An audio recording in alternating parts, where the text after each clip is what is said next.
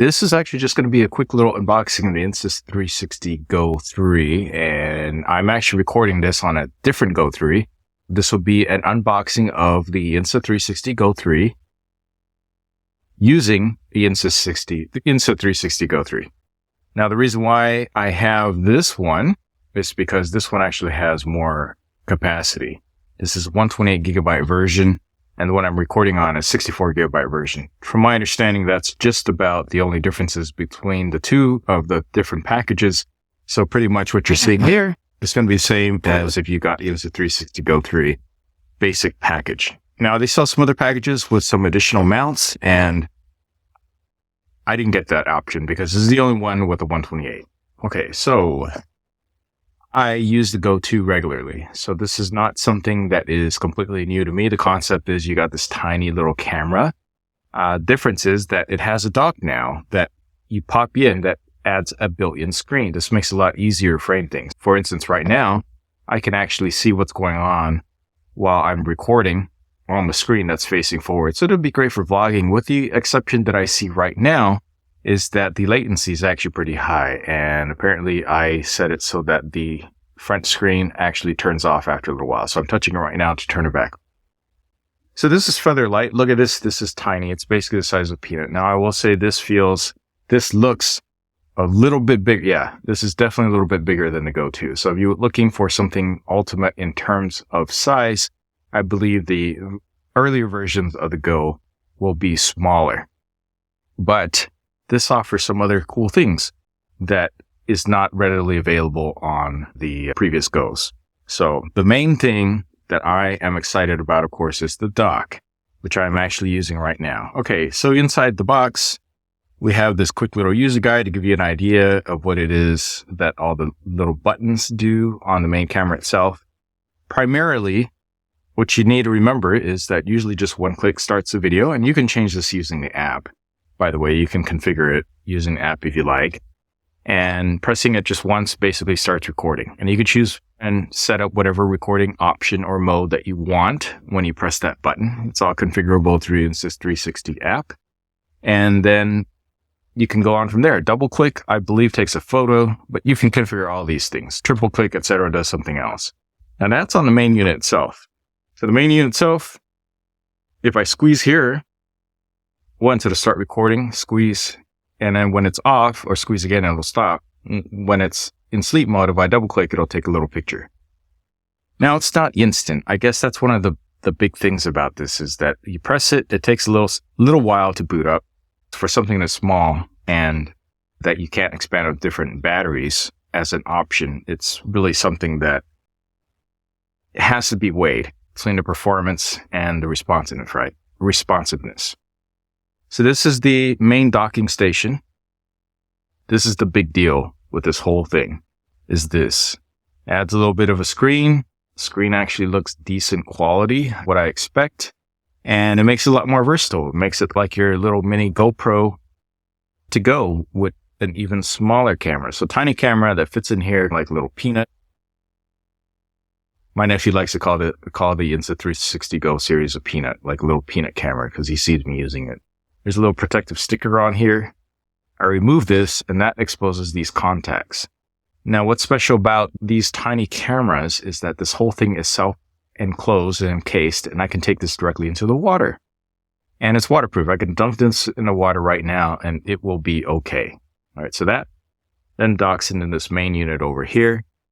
There's different contacts on here, just so you know, if you have a different version of the Insta360 Go series, it's not going to be compatible with the dock. So that is a little bit unfortunate, but they've added a couple of things here, including a sliding locking mechanism here. So this will lock in place and basically not fall out. Unlocking over here. So if I press this, then I can take the unit out like so. I have a feeling I'm going to be using this dock a lot. And I better adjust the screen so that it saves so that it doesn't save as much power. And what this thing does is it flips forward so you can see yourself when you're recording like I'm doing right now on this main camera. And it also serves as the recharger. So this thing has a built-in battery. As you can see, I plugged in right now. It's already charging. So that's really cool. Down in the bottom, we have these little docking holes here that works directly with the included dock that is in its base model. So this base model down here has a little dock, a little tripod dock. So this then magnetically aligns and then clips on, and then now this is locked. So this is locked and good to go. I can't really pull this off because it's locked, and I can squeeze these two over here, and then that will release the claws that hold it in place. It's actually really intuitive. This is very similar to what I've seen on some other DJI products, which I won't mention here necessarily. And then this is then a little ball joint that seems to work and is non-adjustable, so you can't actually tighten. This kind of stays as is. But it has 4 different areas and angles that it can stay in. And then, of course, you can rotate the whole thing, and it's got a standard 1/4 mount. Now, the sound quality is supposed to have been improved. Let me know what you think. I am using, of course, the built-in sound. I'm not using an external sound right now. And the only reason why I'm touching this is because I got to touch it to keep the screen on.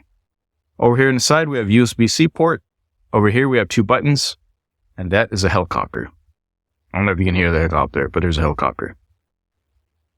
And then over here, there's a power button. Over here is a quick access button. These things are all configurable within the app itself, so you can configure the way those things work. And then, yeah, that's pretty much it on this whole thing. Now, you also get this little thing that you can stick a little peanut in, which I'm calling a peanut, and this will then clip onto things. Like you can clip it onto a backpack strap maybe, or more likely, I will clip this onto a cap, so I get a POV view while wearing a cap. I guess that's what this is for. Something like this came with my Insta360 Go 2, and I just never use it. So honestly, I just use it like this, and then it comes with a neck pendant. This neck pendant is redesigned. It is thicker, a little bit bigger, and it has a sort of cable. See that? It has a line. What do you call this? Line organization system? Okay, so it has line organization system. Basically, I can rope it back in so the line's not all around when I'm not using it. It has a stronger magnet. This is definitely thicker, but it's also thicker because it helps you organize the line back into the unit so that you can put this away without the line dangling all around. Now, what I did notice is that included in here is also, before I forget, this goes on the bottom, and this is screw in, and this on the whole bottom has a microsuction as well as a magnet. So this will attach to the surface of maybe a car, your refrigerator. Okay, so it'll do that. This just pop off right there, and it's got a little micro suction thing going on here, a little tape, I believe. Let me pull that up. Yep, micro suction on here.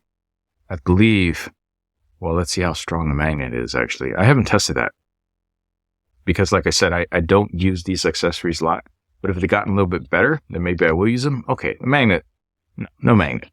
It's not that strong. I think that's a separate accessory. It may not be made by Insta360 Go the way that I've used it. I think I've only used a magnetic accessory exactly once. It's microsuction, so this will just stick onto any flat surface pretty well. But I primarily use this, and I use it as a necklace.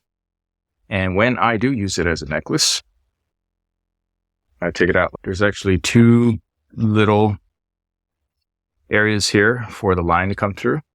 And I see the screen's turned off again, so I'm going to tap it again, turn it back on. All right.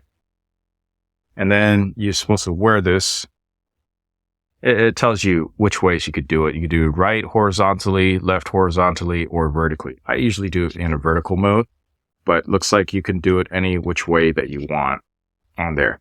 And the way this works is you take your little peanut out, little white peanut out, and then you just knock it here. And then the magnets are actually aligned so that it tells you or helps you remember that you line it this way vertically or this way. And those are the different orientations that you're supposed to use it. And just put it on like so. And then you can adjust the height of it. And actually, if you don't want this to show, just put it down in the middle, then clip it on. And this is what I use to go riding out on the bike or the scooter. Inside here comes one other accessory, which is going to be helpful in certain circumstances, although I don't know why I trust it. USB A to C cable, just a white one there. Pretty short. I think it's 3 feet. But it comes with this little accessory here that It's basically an angler. It helps to adjust the angle when it's on a necklace mount. It's just this little rubber thing. Unfortunately, there are no magnets in it. Because there are no magnets in it, it doesn't seem to hold very well. And so then I'd be more afraid of losing this. I think one circumstance you could use this is just to have the POV facing forward and down a little bit. So it's just a little silicone wedge. I'll give you a little picture on how you might use it right over here. It's just a wedge. It has very minimal magnetic capability on it. So the wedge works like this. You stick the wedge on here. And so, for instance, in this fashion, it'll face a little bit more downward. Now, while it still holds, it's definitely not as strong. It's clearly not as strong. So I'm a little bit more concerned that I'm actually going to lose the peanut. It's a shame. They should have added more magnets on this. I can't think of any other way to use this where the magnet would be stronger, because I think if I give it a good jolt, it'll fall off. Whereas this, now that's strong. So this wedge it could be one of those things which causes you to use the Insta360 Go 3 on some of your adventures. All right, so that is all that is included in the basic box. Besides some other user guides and user manuals, frankly, the quick start guides could be a little bit helpful in doing things. But honestly, I think if you just look at the videos, look online, there's a lot of people who teach you how to use these little cameras, tiny cameras, in really interesting ways. Ones that you wouldn't normally think to do. I don't do most of those things. I just like the fact that this is a teeny tiny camera. It doesn't record in 4K. It maxes out at 2.7K. Just check out my link. You'll see some technical details and specifications in there. I primarily use it at 2.7K and export to 1080p. And I think the stabilization's really good. The Go 2 was pretty good. Go 3 is pretty good. I don't think there's any major improvements in that sense. I think the main improvements here are potentially just this whole docking thing and the different mounting systems that you can use with it. But resolution-wise, color, I haven't seen anything that really sets it so far apart from the previous generation or versus the other GoPros and their clones. All right, that's it for this little video. Hope you enjoyed it. And this is just a use case scenario of using the Insta360 Go 3 casually as my unboxing one and only camera. All right, thanks for watching. Please give us a like, subscribe for more. Catch you next one.